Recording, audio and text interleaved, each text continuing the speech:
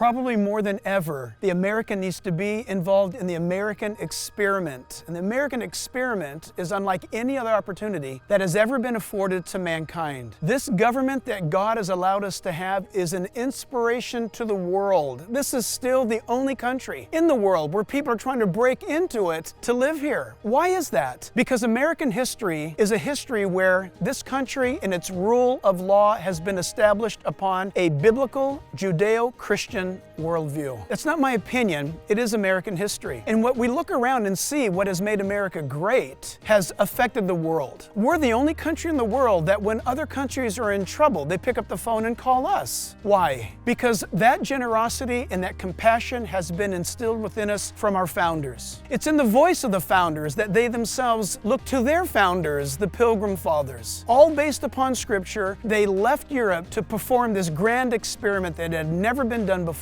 Why? Because within the heart of every human is the longing for freedom and the freedom of worship. This is the United States. Someone might say, well, aren't you skewing politics with religion? Listen, the two cannot be separated. The Bible knows nothing of that. David, who we all love, was King David. He had the hat of a worshiper and he had the crown of a king. When we look around at the prophets of God, who do they speak to? They spoke to the leaders of nations and of kingdoms. There is no difference for God. Everything under the heaven and under the earth itself and on the earth is of God. So more than ever, concerned citizens, Christians, pastors, churches, they need to get involved in the process that God has given us. Choose today whom you'll serve. And you might say, well, there's no one on the ballot that meets my criteria. Consider this, those running, God is allowed to be on that ballot. God says today, choose.